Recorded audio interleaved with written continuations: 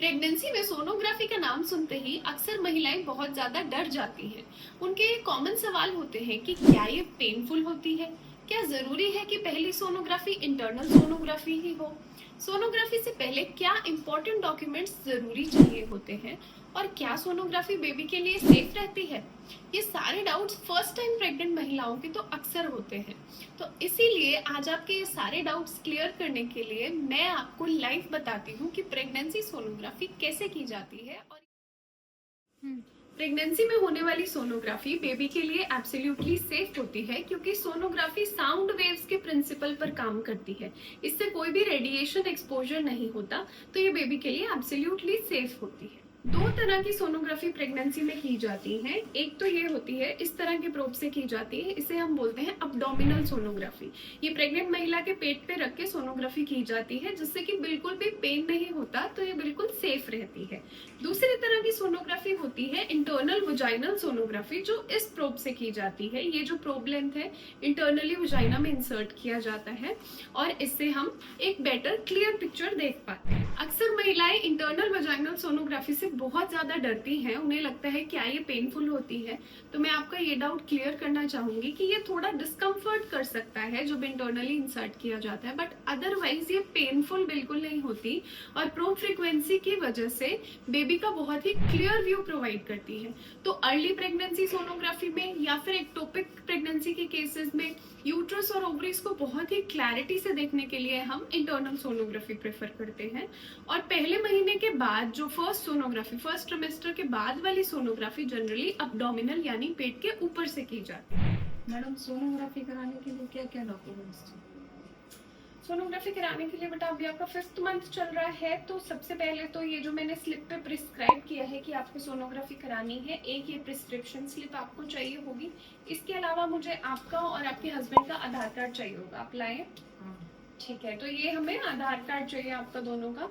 इससे पहले भी आपकी कोई सोनोग्राफी हुई है तो वो अगर है तो वो भी मुझे दे दो।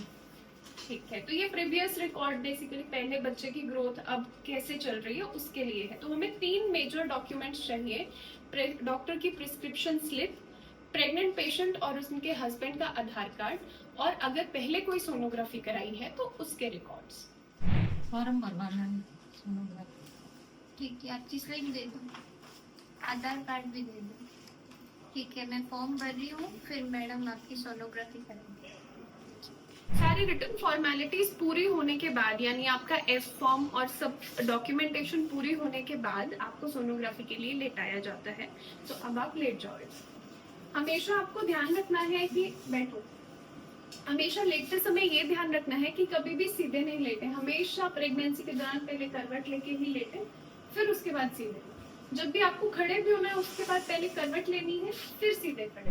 पेशेंट की पोजीशन दिलाने के बाद हम इस प्रोब से सोनोग्राफी की जाती है। ये जेली इस प्रोब के ऊपर और थोड़ी पेशेंट के पेट पर भी लगाई जाती है।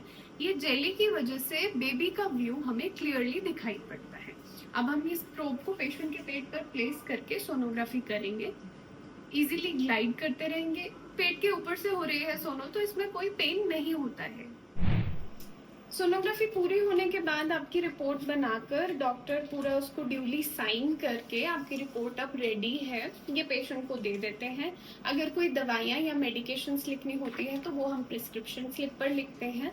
और सोनोग्राफी की रिपोर्ट आने में ज़्यादा समय नहीं लगता, मैक्सिमम 2 मिनट लगते हैं, क्योंकि कुछ पेशेंट्स को ये भी डाउट रहता है कि क्या सोनोग्राफी की रिपोर्ट में भी अब 1 घंटा लगेगा। तो ऐसा नहीं होता, हाथों हाथ आपको रिपोर्ट मिल जाती है और आप खुशी खुशी, अगर सब कुछ नॉर्मल है तो आप आराम से घर जा सकते हैं। सोनोग्राफी के बारे में कुछ इंपॉर्टेंट बातें आप और जान लें। अगर आपकी पहले 3 महीने की सोनोग्राफी है तो आपको यूरिन का प्रेशर यानी पेशाब करना नहीं होता। पेशाब का प्रेशर करके, पेशाब रोक के फिर सोनोग्राफी के लिए जाना होता है। इससे बच्चे का व्यू बहुत क्लियर मिलता है। वहीं 3 महीने के बाद की सोनोग्राफी के लिए आपको यूरिन पास करके जाना होता है। प्रेगनेंसी की सोनोग्राफी के लिए आपको भूखे पेट जाने की कोई जरूरत नहीं होती है। वहीं अगर आपको पेट की सोनोग्राफी करानी है, आंत, लिवर, गॉल ब्लैडर ये देखना होता है, तब हमें भूखे पेट रहना होता है।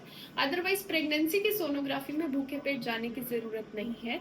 इनफैक्ट आप अच्छा खाना खाकर जाएं ताकि बेबी की मूवमेंट्स एक्टिवली दिख सके। तो अगर आपको ये वीडियो हेल्पफुल लगा तो साथ ही प्रेग्नेंट महिलाओं के साथ जरूर शेयर करें, और वीडियो वीडियो को लाइक और चैनल को सब्सक्राइब जरूर करें।